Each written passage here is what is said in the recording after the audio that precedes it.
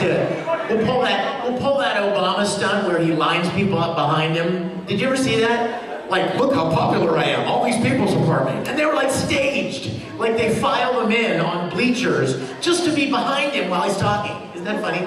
Anyway, I need people right here. I need people right here. I have my coffees here. Hey, you want to hear something I did? Come on up here. I'm important. These people behind me support everything I say.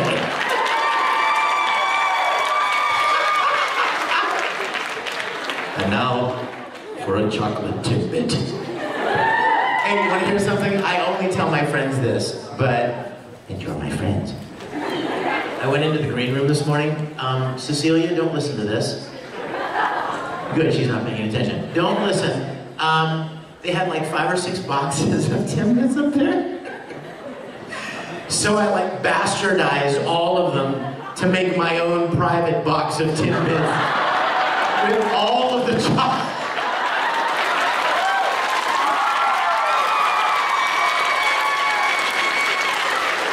Hey, nobody else was eating them. I'm standing there looking out, there's nobody here, like, there's only 1 chocolate in there. That's stupid. Oh look, there's another chocolate in that box. I don't like that one, so I'll trade that one. That's good. Okay, I'm so sorry. Can I tell you a funny Matt Smith story? I don't want this to fall, and these chairs are very padded. Will you really? God bless you, my TARDIS girl. The TARDIS is holding my coffee. It's some kind of code, isn't it? No, the TARDIS is holding my coffee. When was San Diego Comic-Con? Like a month ago or so? Maybe 3 weeks ago. And I was signing there at a booth, and Matt Smith was signing at the same booth. And so I had seen him at a convention in London we did together last year. And so I'm like, Matt, what's up? And we were talking, and I said, I heard a rumor that you love soccer. He's like, football. I love it. And I'm like, yes, so do I. So the next time we are at a convention together, Matt, I'm bringing a soccer ball. And we're gonna find a field somewhere and kick it around. And he's like, really? That'd be fantastic. And I'm like, yes, it would. So hopefully I'm gonna get to play soccer with Doctor Who sometime soon.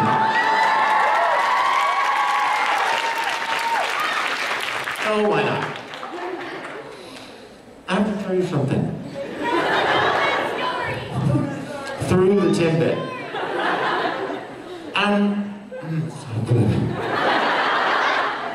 Can't talk.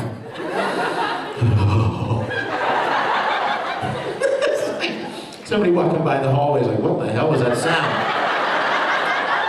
What is he doing in there? Oh, yeah. Timbit. Thank you, Thomas. I'm the doctor. Let me tell you real quick something very important. A lot of you guys know that I do music professionally, right? Look who's sitting right behind me, baby. Death Side, yeah. Did you notice who's right here? Maka! Your dad loves you. Some of you may or may not know also that when I go to conventions, I often will do a concert, like a live performance thing, and I'll do songs from different anime series and original songs, and you know, have the crowd gets involved, and it's a really fun time. Well, about a year ago, maybe a little more than that, I did a concert at a convention in Houston, Texas, and they had like cameras set up, and they had like a big jib arm that flies over the crowd with a camera, and they had like intelligent light beams flying all over the place. They had fog machines, and it was so cool. And I was like, this is the perfect opportunity for me to make a concert DVD, you know? So I recorded the concert, and it turned out really, really great. Has anyone seen my concert DVD in here? Did you enjoy it? It's good, right? It's good. I wouldn't lie. I wouldn't lie. I would tell you it sucks. But it's good.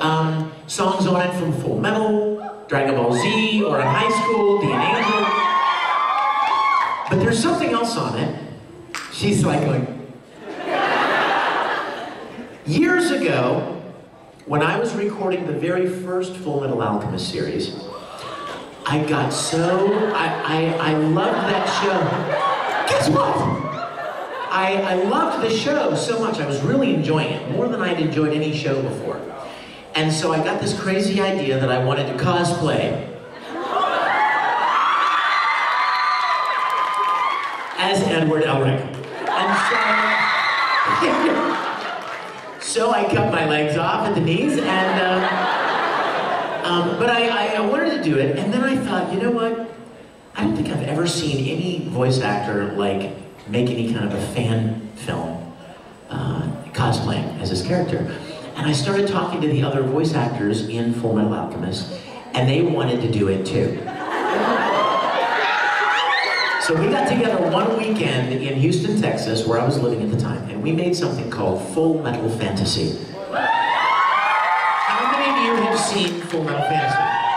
Look around, guys. Not very many people. You know why? Because I only show it at conventions occasionally, and I also show it at my concert performances. But it's never been online. It's never been available anywhere. So when I was putting the concert DVD together, I thought, you know what? Maybe now is the time to make Full Metal Fantasy available to the fans. So that video, that short film, is on the concert DVD, along with, don't get scared, don't spill my coffee, TARDIS, along with, yes! You guys all know about American Idol, right? Everybody knows American Idol. Well, long before there was an American Idol, there was a show called Star Search. Does anybody remember Star Search? It was like the big American talent show. And what you probably don't know is that I was a male vocalist challenger on Star Search in 1993. How many of you were not yet born in 1993? Your parents probably conceived you to Star Search. To my song. My God. And so anyway, I mean, and it was classic 90s, y'all. I mean, I had a mullet. And I wore a purple double-breasted suit. Oh yeah, it was hardcore. And a little bolo tie. Oh, it's scary. Oh, wait a minute. That's an alarm that goes off every day at noon. You know why? To remind me to be grateful. To remind me to take just 10 seconds. Just stop and say thank you. So you want to join me in that? 10 seconds. That's it. Here we go.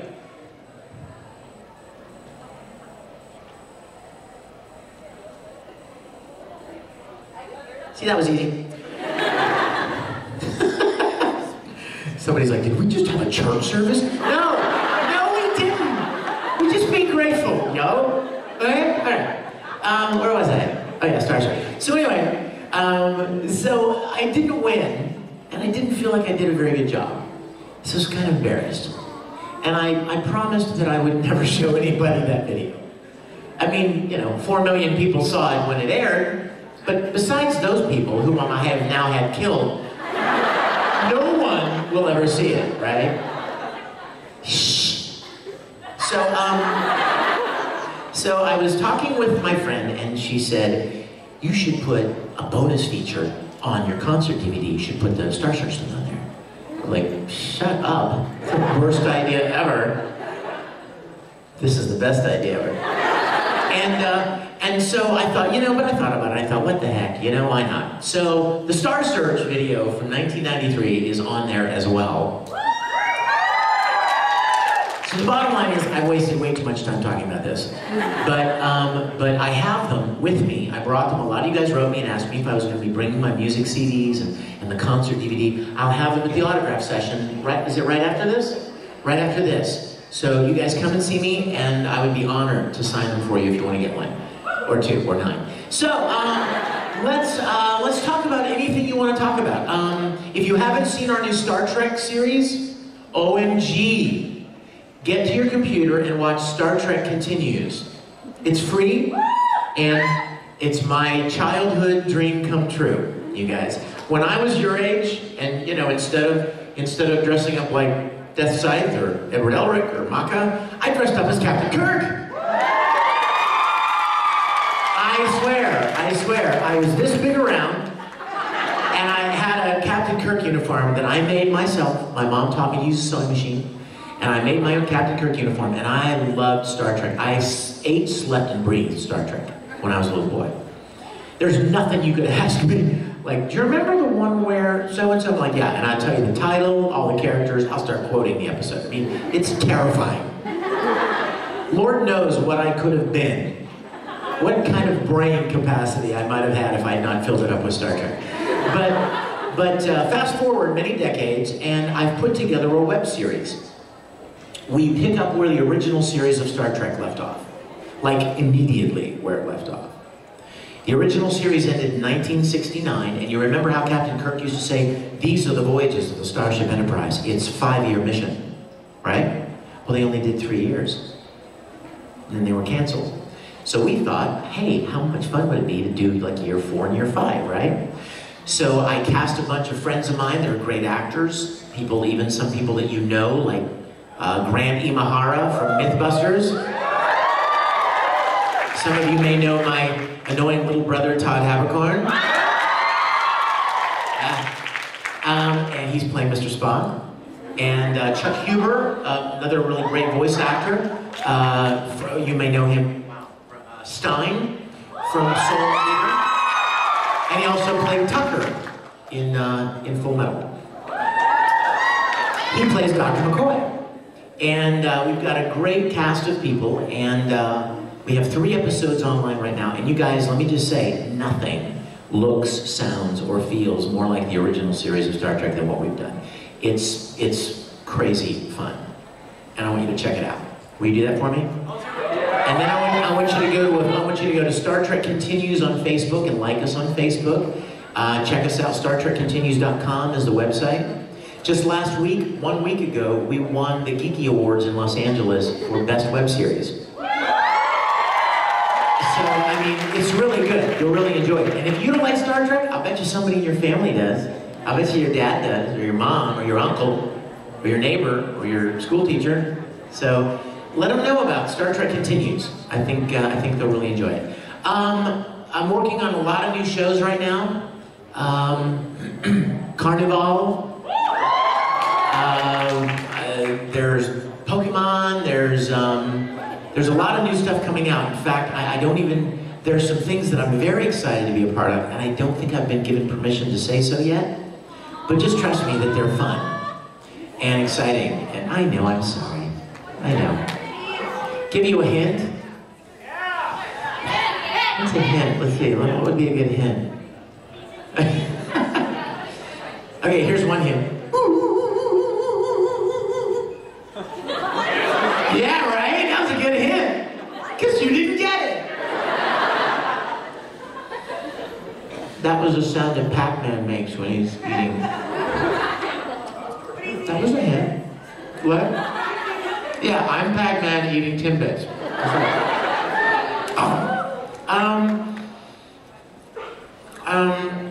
Yeah.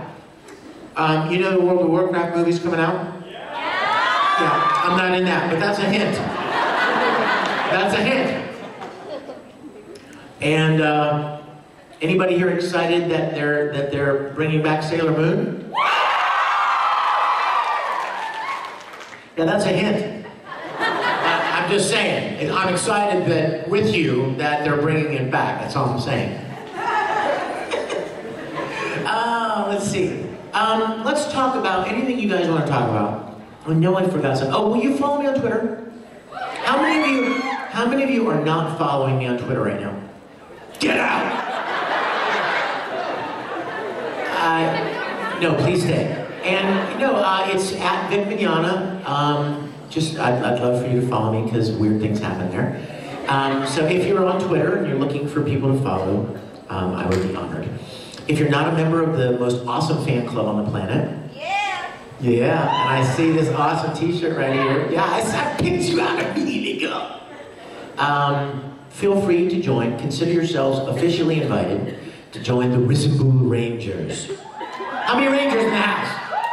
Yeah, look, all around, yeah. It's free to join, and you will instantaneously have a family around the world of about 30,000 people that love all the things that you love. So feel free to join. Who's got a question? Let's talk about stuff. Let's talk about stuff. Yes. Oh my gosh. If I could live in any anime, which would it be? Which one would you live in? Really? A mistress, eh? A mistress. That would be a good answer. Although, I also played a character named Phi in a show called Tsubasa Chronicle. You guys, you know what? No matter how popular or not so popular Tsubasa is, the art design and the worlds that they visited were so beautiful. That would be a beautiful world to live in. Yeah, and Full Metal would be fun too, but I'd love to have my own host club too. Yeah, that's not gonna happen. Yes? It's not a question, but while somebody was running up to the front, they dropped their... Oh, let me see, here. Not anymore. Yeah, whose are these?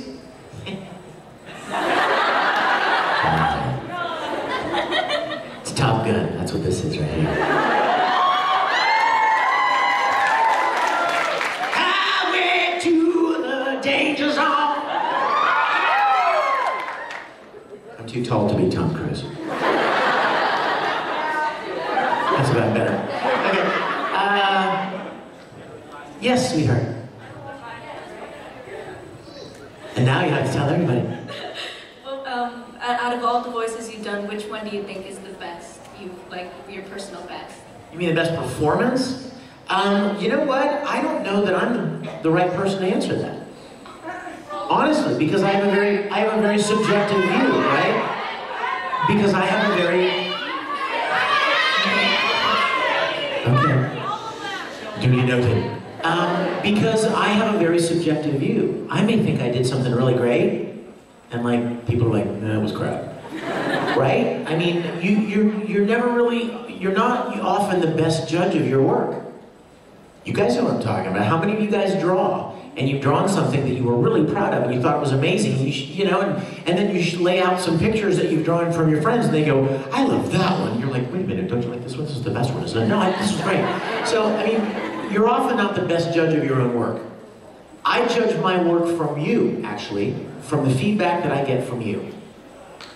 If the feedback that I get from you is any indication, then far and away the best thing I ever did was Ed.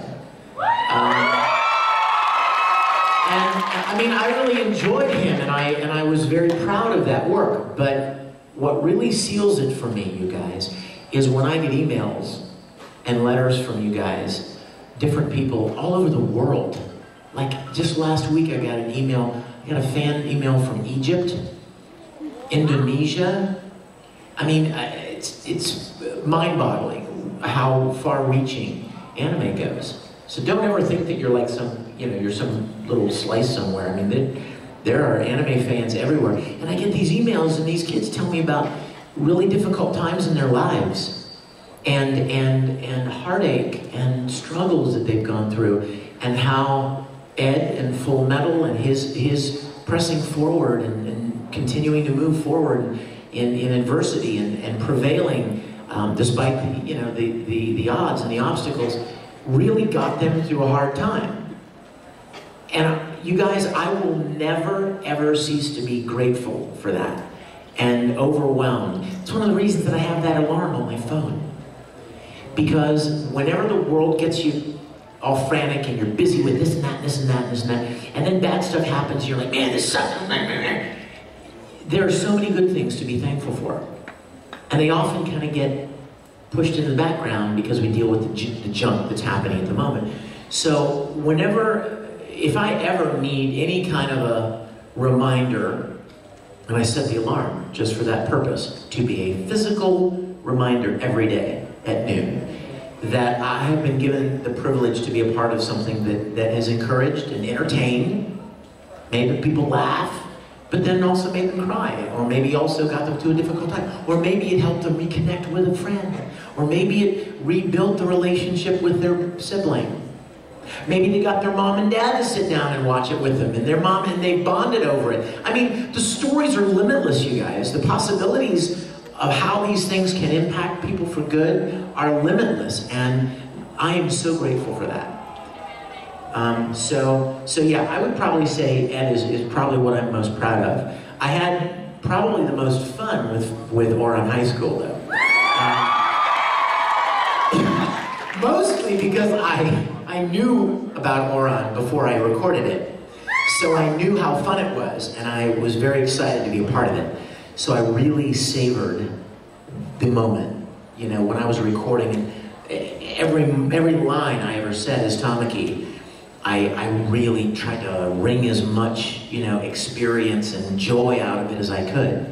Caitlin tells people that I used to drive her crazy sometimes because she directed it as well. And I would do a line as Tamaki, and she would say, you know, I would do my, welcome, poor man, to our world of beauty. And then I would do the line, and Caitlin would be like, all right, that's great. That was perfect. Let's go to the next line. And I would be like, can we do it again? And she's like, you don't have to do it again. It was fine. Just one more time. Fine. Welcome, poor man, to our world of beauty. And I would like, just being weird, you know, just like savoring the moment. So I had more fun probably with Oron than any. And that deserves a tidbit. That was, however, my last chocolate one. All the way in the back with the fans. Can you say Kakra using your Brawly voice? No. Hey, you know what? I do have a funny Broly story to tell you, though. This is what Broly sounds like when he's eating Timbits. Anyway, you can't say Kakra. You know how I always talk about how Broly just killed my voice and it was so hard on my throat, which is why I don't say Kakra just for no reason. Oh my gosh, I didn't know that was your spot. Sure, absolutely. Thank you, Maka. Maka, you can have a Timbit if you want. Absolutely. Not that one!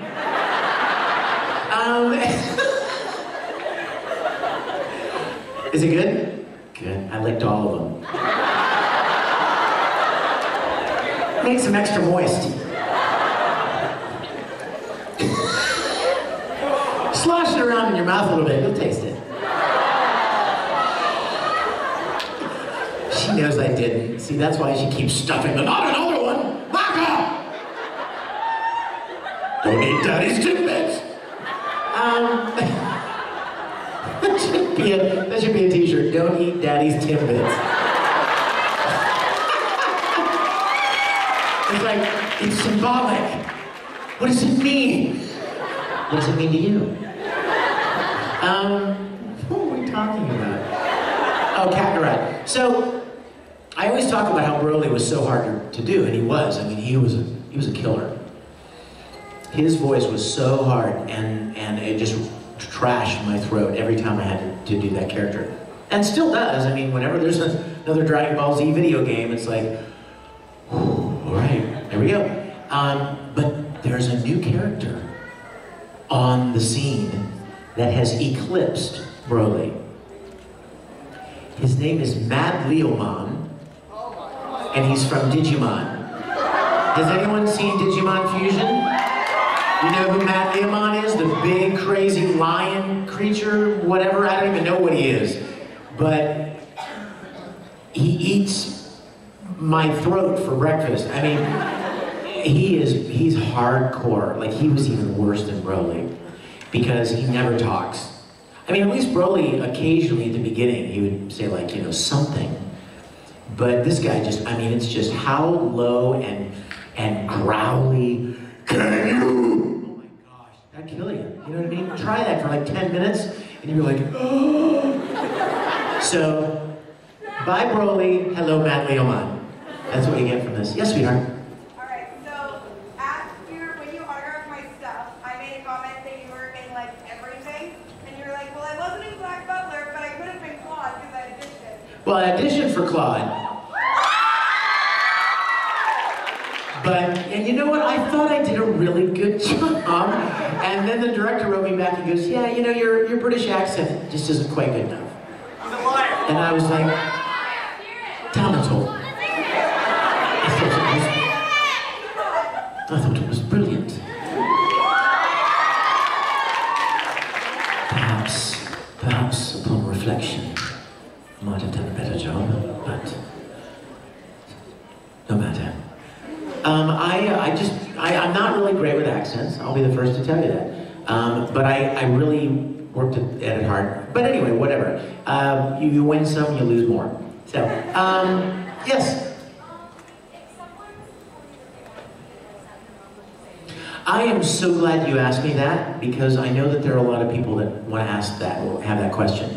If they are interested in being a voice actor, let me first preface this by saying, you guys, I have been very blessed. I literally fell into voice acting like 15 years ago before it was a thing. Know what I mean? Now, everybody, like a lot of people, want to get into it, and it's much more difficult. And it's much more competitive. I don't even get to work as much as anywhere near as much as I used to, because there are just a lot of great talented people now. But having said that, when I started, it was very small. It was a very small little niche group of people. But if you're interested in getting involved in it now, here are the two things that I would say about voice acting. Number one, the key word in voice acting is acting. It's not voice. Somebody's playing Jeopardy.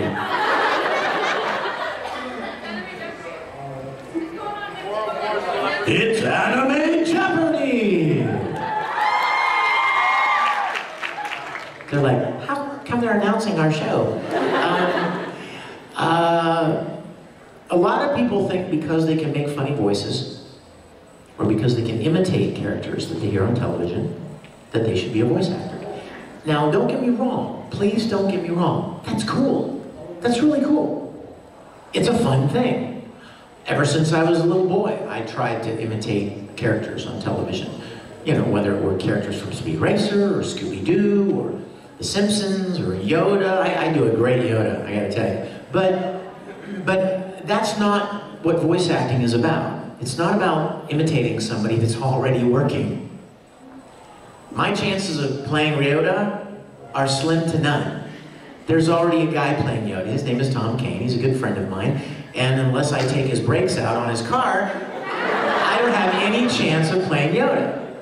So it's not about sounding like somebody else. You know what I mean? And it's not about imitating, making funny voices.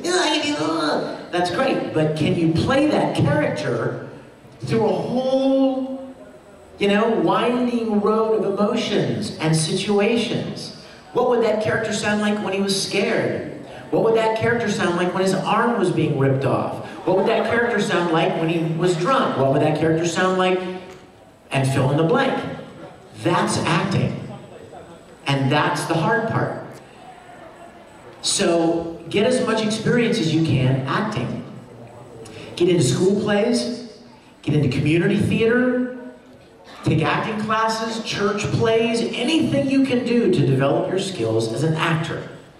When somebody came to me 15 years ago and said, hey, you've got a lot of acting experience, don't you? You should go and audition for this place called ADV Films. They buy these Japanese shows and they dub them into English. And I was like, really? You mean like Speed Racer and stuff? I had no idea it even existed. But I had been acting my whole life, since I was younger than you. So I had been developing the skills so that when that opportunity presented itself, I had already been doing the things necessary. So get acting experience, anywhere, any way you can. The second thing is you have to be where that kind of work is done. Now I will tell you, there's very good news for you. Some of that work is done in Vancouver.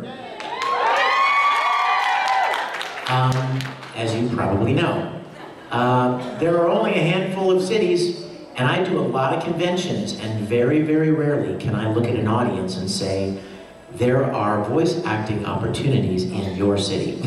You know, like last week when I was in, Indiana, I couldn't say that. And the week before when I was in San Diego, I couldn't say that. And 2 weeks ago, if I was in Chicago, I couldn't say it. I mean, but you're in a city where those opportunities do exist. But acting is the key. Get as much experience as you can. The people that you see, whose names you see over and over again on shows, some of your boys, some of your own Canadian boys, Trevor Duvall, the Dobson twins, Michael Coleman, Scott, right out of my head, Scott McNeil, Brad Swale, good buddy, I love Brad. These guys, if you were to talk to them, they're actors. They're not voice actors, they're actors. They've been acting for a long time. They do stage plays, they audition for on-camera stuff. They're actors. Voice acting is just another form of acting. It requires different tools, it requires a different set of skills, but it's still acting at its core. So those are the only two things that I can give to you, is develop your skills as an actor and be where the work is. And you know what, you have a big advantage because they won't let us work up here. I wanted desperately to be in Death Note. And the people that were making Death Note even said, oh man, we'd love to have you in Death Note, that would be awesome.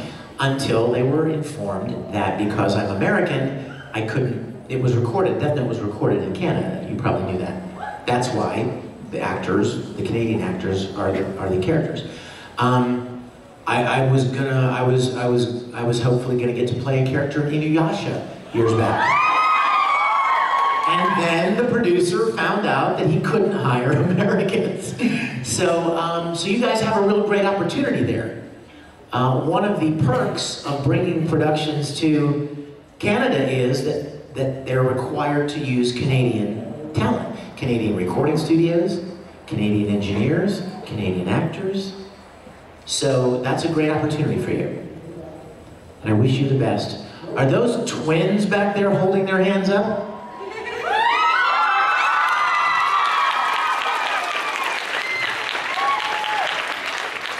Howdo, howdo. Doppelgangers. What is your question? What's it like being Zero and Ichiru? I love you! Oh my gosh, that was the cutest thing ever. Will you take them Timbits for me? Give those two twins Timbits. We're gonna call them twin bits. Yeah! You know what? I love you for asking me that question. When I auditioned for Vampire Night, I auditioned for Zero, and I just...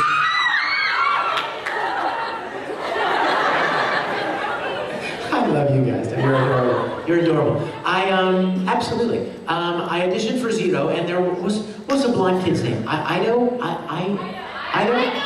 And I auditioned for Yagari, the hunter, the vampire hunter, and Kaname, but those are like the 3 or 4 that I auditioned for. And I was at a convention one weekend. No, I wasn't. It was Christmas break.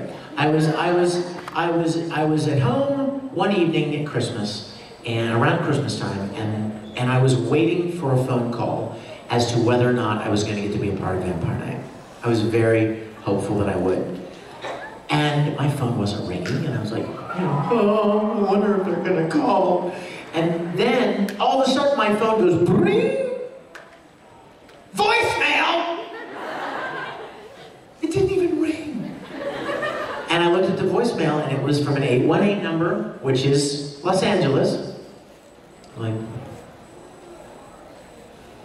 and it was somebody from Bang Zoom Entertainment, and he said, Vic, you know, this is Eric from Bang Zoom. I know that you auditioned last week for Vampire Night, and I know that you were really hoping to be a part of it. I just want to say I'm sorry.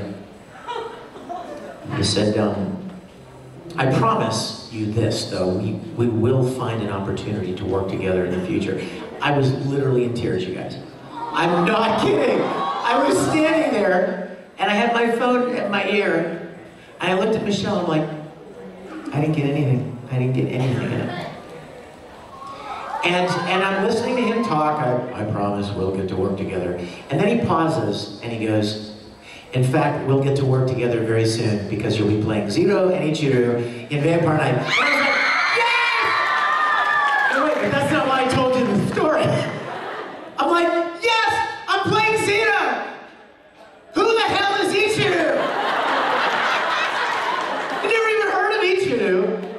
And I thought, oh, they're just making me some, you know, some little miscellaneous guy over in the corner, you know? And, so when I got into recording, then I found out that Ichiru was Zero's twin brother. And suddenly the actor in me was like, this is the best day ever! I mean, there are very many things much more fun in voice acting than to get to play off of yourself, to get to have scenes with yourself. So what we would do is we would record all of the Zero lines, and then we would take a 5-minute break or something, and then we would go back and record all the Ichiru lines. So Zero has already been recorded, which means in my headphones, I'm hearing my Zero performance, and then I'm talking back to him. Oh my gosh, it was so fun. So my favorite part, when people say, what was your favorite part about playing Zero? I say my favorite part about playing Zero was playing Ichiru. That was kind of my favorite. So, yes sir. Oh my gosh. I have two things. Star Trek. No, I'd love to make Star Trek anime just because I'm a nerd. But there are two things that I would love to see done. Number one, and I know this is kind of like, wow, what a surprise, Vic. You really want that to happen. I want them to make more Full Metal. However, now wait a minute though, see, but I don't think it should be like, you know, Ed and Al running around. That's been done, and it's been done very well. Don't screw it up, right? Leave it alone. What I think they should do is, I think they should do a series called Full Metal Legacy. You've heard about this already. Somebody's been watching panels on YouTube. And it should follow Ed and Winry's children. That's right, y'all, they did it. They did it. And impregnated Winry, and she had a baby. Look at her face. This one girl's right here. I can't believe he just said impregnated. That's a scientific term. Look it up. Anyway, right, that's the way babies happen. Anyway. So, but wait a minute, but my idea gets even better. I love to see animes that have a strong female character. You know, not just the animes where the females are, you know, and helping the guys and supporting the guys, but like, what's the chick's name in the Pixar movie Brave? Right? Like that. Like somebody, like a strong heroine girl who proves to people that, you know, right? Yeah, Mulan, of course. But there are a lot of Elsa, of course. Okay, so here's my idea. Maka. Let's not get crazy. She's sitting right there. Don't let her hear you. But my idea was that that Ed and Winry have little twin boy and girl, like little twin brothers and sisters, right? But here's the cool part. The girl is the alchemist. She's the talented alchemist, and her brother is kind of nerdy, and he's the one who makes stuff for her and builds stuff, and he's her helper. And the girl, then they go out on these adventures. I don't know what they would be, but it would be freaking awesome. So, and I just want to go on record that if somebody from Japan makes that show, I'm suing them. Because I have been talking about that for 2 years.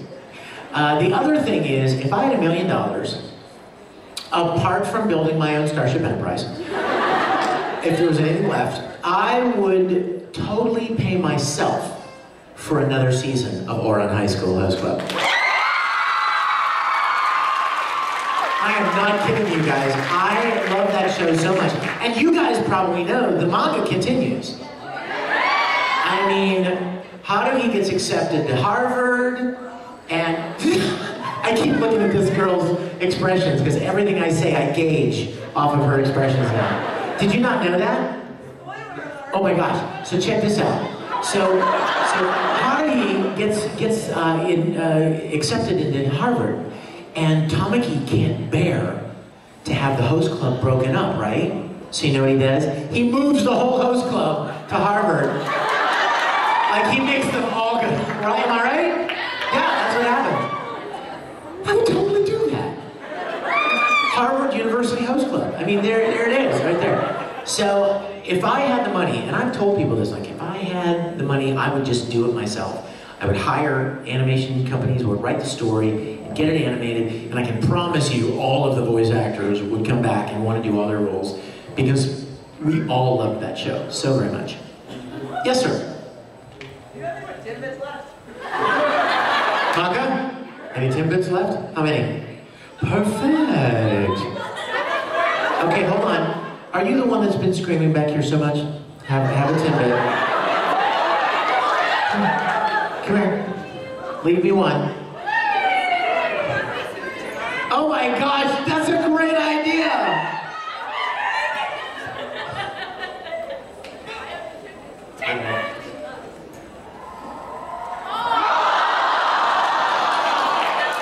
You ditched me!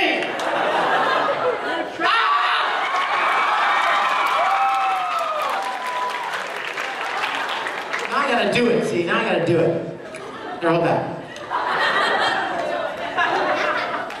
See this outcropping right here? That's what did it. That outcropping. Not anymore. I'm going to the ceiling with it. You ready? This is happening.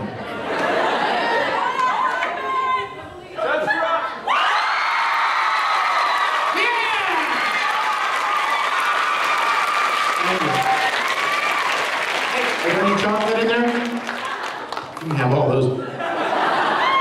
Yo, pass them around, let people have some. Oh my gosh, I think the one I just ate had filling in it. That's even better.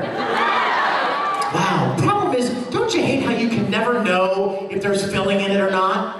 Like you see a donut that's sealed up and you're like, I wonder if there's anything inside. How do you find out? Like you want to poke it, or you know, you don't want to mess it up if it's nothing inside it. You don't want, no, you can't bite it. That's the problem, because if you bite it, there's nothing in it, or there's some filling that you don't like, then what? Now you're stuck. You know, you've ruined it. No, but you're putting your fingers all over it. She wants you to break it. You're still touching it. Okay, yes, with the fan. Hi, sweetheart. Hi, you look lovely today. Stand up, let me see what you're wearing. Oh, how beautiful. What's your question, my dear?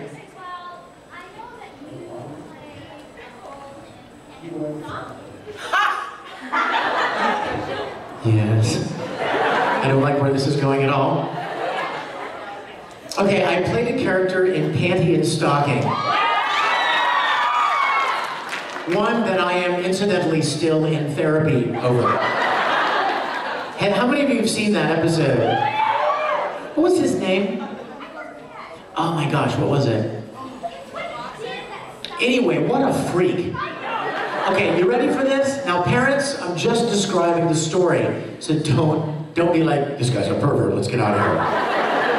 Panty and Stocking is a comedic show. It's very funny, it's very wacky. And I'll tell you the funny thing about it is that, who was it? Colleen Clinkenbeard called me one day and she said, I have a character in this show that I'm working on, Panty and Stocking. It's a very crazy, wild show, and I don't think you'll do it because I think it's a little too edgy for you. But I just wanted to offer it to you. So she sent me the script and I looked at it and I was like, I'm like, I shouldn't, but it's so fun. He's so funny. And so I decided to do it. I don't remember the character's name, but he runs some kind of a commune where people come together into his little commune and they pick each other's noses.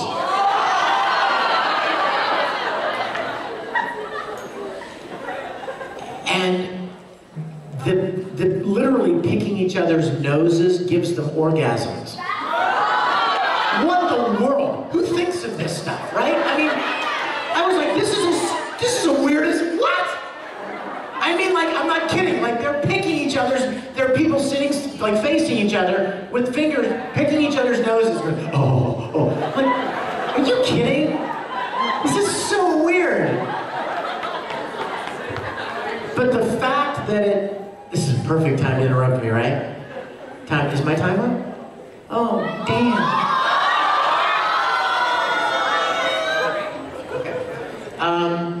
Hey, can you tell me something? Hey.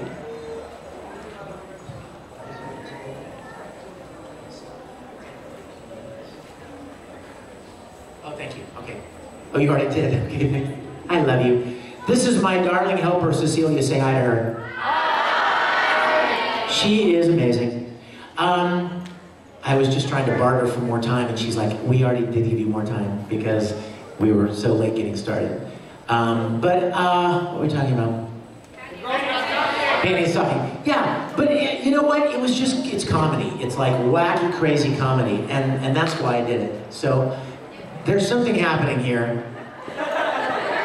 Clearly, they're hoping that it will attract my attention. Am I right about that?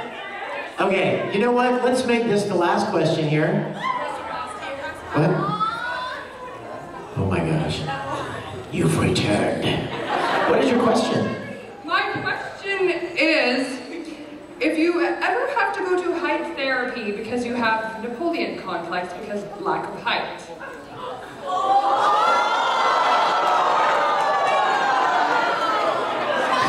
See what she did to you? I am not short. Am I? I'm quite normal. I'm average. I'm not tall, but I'm not short.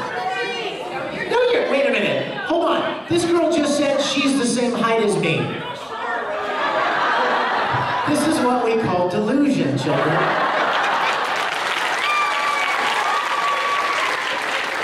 And you are a very tall young lady. Yes, because your stats said you were about 5'11.5". No, it doesn't. I wanted to see if it was true. I brought a meter stick for you. No, I'm about 5'10", 5'9.5", 5'10". Okay, well you're taller than the mom, so it must be like a mop and a half. I'm taller than the mop. This is a good day. There's another t-shirt idea. I'm taller than the mop. Whatever that means. How tall is this mop? I don't know. Well, measure me. Alright. At least you're not doing the y'all because you're from America. Just having fun with you. Can you do No. Okay. Sorry. Measure me, baby. Hurry! I'm out of time. Hey, don't crush the hair. I get an extra 3 inches there. You are, your stats are right. You heard it. My stats are right, is what she said. You guys, hey, listen, I love you madly. I always feel bad because we always run out of time. I love this, my favorite hour of my events, any event I do, my favorite hour of the weekend is just to get to talk with you guys about whatever you want to talk about. So I love you to death. I'm so very grateful for your kindness and your facial expressions and holding my Timbits. And I just love you guys to death. I'm so grateful. you guys. This has never happened before. You are awesome.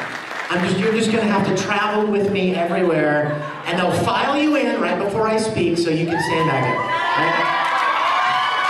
You guys, I'm heading down to autographs. I love you to death. I hope to see you later on.